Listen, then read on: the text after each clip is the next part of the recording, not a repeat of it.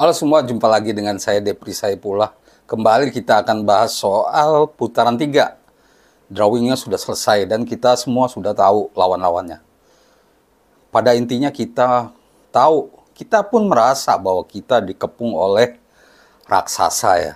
Tim-tim raksasa. 4 negara faktanya, fun fact. Cina, Australia, Jepang, dan Arab Saudi pernah jumpa di 2022 lalu. Jadi Indonesia dan Bahrain menghadapi tim yang sudah merasakan putaran 3 sebelumnya. Dan ini menarik. Kita dikepung raksasa dan banyak juga yang meremehkan Indonesia. Yang meremehkan memang bukan timnya ya, tapi publik Thailand contohnya. Beberapa akun menganggap Indonesia akan babak belur di putaran 3. Dan hanya meraih 6 poin. Luar biasa. Analisa yang sangat meremehkan. Mungkin mereka berkaca kepada negara sendiri, Thailand, yang babak belur di putaran 3.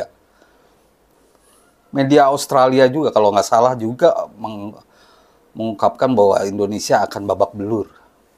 Tapi, apakah itu betul atau tidak? Ya, fakta berbicara memang sejak di tangan Sintayong, pelatih asal Korea Selatan ini memang belum membungkam negara-negara besar. Kecuali di Piala Asia U23 lalu kita tahu Australia, Yordania, Korea Selatan berhasil kita bungkam. Tapi di senior melawan Irak 2 kali, 3 kali malahan ya. Kalah melawan Irak 3 kali, melawan Jepang sekali dan Australia. Melawan Irak kalah 5-1, 3-1, dan 2-0. Melawan Jepang kalah 3-1. Melawan Australia kalah 0-4. Tapi tunggu dulu, kita juga punya alasan untuk yakin. Mengapa? Karena timnas Indonesia ada dinamikanya. Timnas Indonesia tidak seperti Thailand atau Vietnam, di mana pemainnya itu-itu saja. Jadi kalau yang ada itu ya itu aja gitu. Kalau Indonesia penuh kejutan, dinamikanya ada. Waktu Piala Asia kita hanya menambah Justin Hubner. Sedangkan di kualifikasi Piala Dunia 2026 putaran 2 kita menambah 5 pemain sekaligus. Ada Nathan, ada Tom Haye, ada Ragnar, J. Ijes, dan juga Calvin Verdong. Nah, inilah yang membedakan kita dengan negara-negara lain di Asia Tenggara. Mungkin mereka melupakan itu dan saya pun memprediksi ada faktor kejutan di kualifikasi Piala Dunia 2026 nanti. Jadi tidak sepenuhnya kita bisa diremehkan. Bahkan tim-tim yang berlaga juga tidak meremehkan. Jepang, salah satu pemainnya bilang bahwa dia ngeri dengan atmosfer di GBK.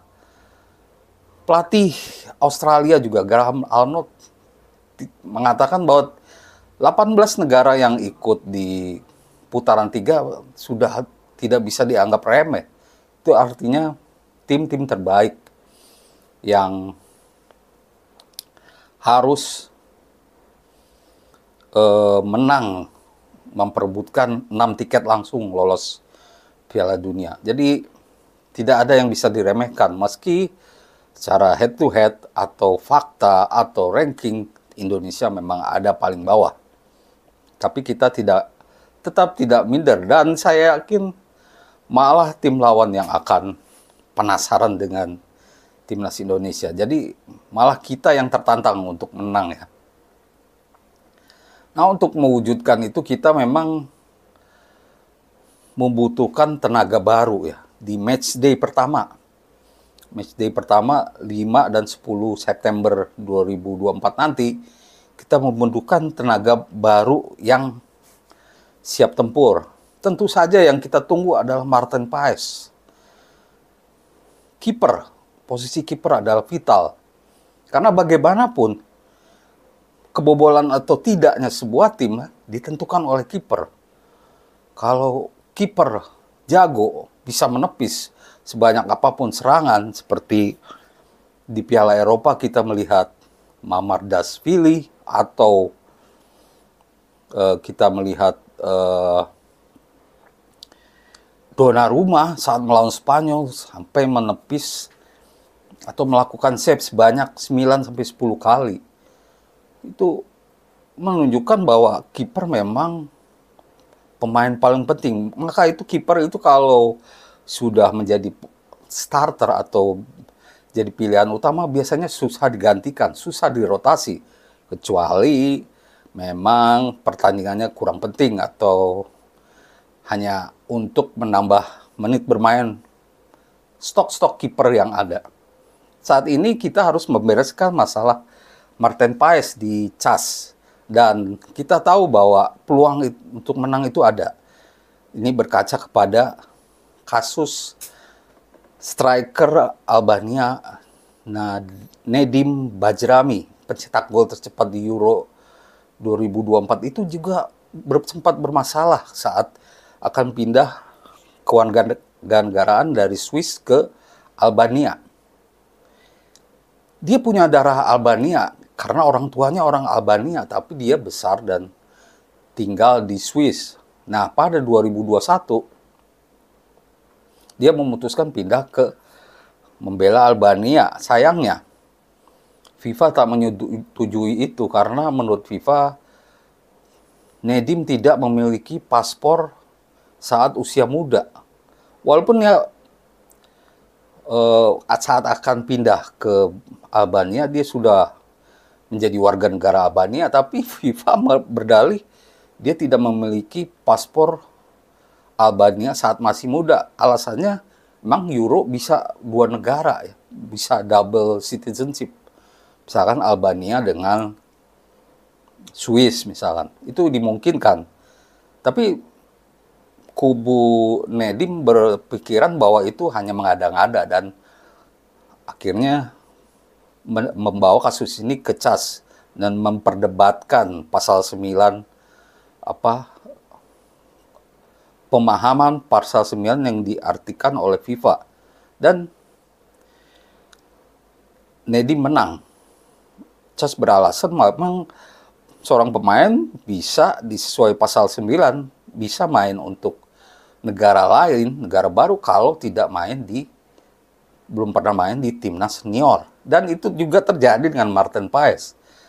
Masalahnya sedikit berbeda karena dia hanya kelebihan umur. Dan itu juga tidak nyambung. Dia belum pernah main di timnas senior, harusnya bisa main, bisa pindah negara gitu. Dan ini saya yakin Martin Paes juga akan menang.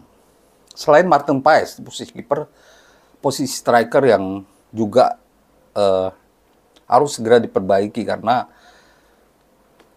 selama Piala Asia, kualifikasi Piala Dunia putaran 2 juga hanya Ramadan Sananta 1 gol saja yang mencetak gol.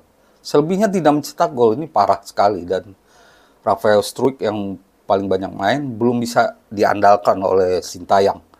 Dan kabarnya PSSI akan mengusahakan oleh Romeni. Dia pemain FC Utrecht yang musim lalu memang hanya mencetak 1 gol saja untuk FC Utrecht. Tapi sebelumnya di 2022-2023 dia mencetak 11 gol dengan FC Emmen. Jadi ada kemampuan yang bagus lah, meskipun bukan sangat tajam gitu ya, tapi kemampuannya untuk jadi striker dengan postur 185 cm ada potensi untuk bersaing di Asia. Menurut saya posisi kiper dan striker yang perlu ditambah. Selain oleh Romeni ada juga isunya David Jonathans yang punya warga negara Luxembourg ya, yang main di Bayern Munchen U21. Tapi menurut saya itu cukup berat, yang paling mungkin oleh Romeni. Juga jangan dilupakan itu Mauresmo Hinoke, pemain U20. Menurut saya sebaiknya dia dibawa juga karena dia skillnya bagus, punya kemampuan untuk dribble bola yang bagus. Ini bisa dipakai oleh Sintayong untuk menusuk dari lini depan penyerang kiri ya. Karena dengan formasi 3-4-3 berarti ada di kiri, ada di kanan.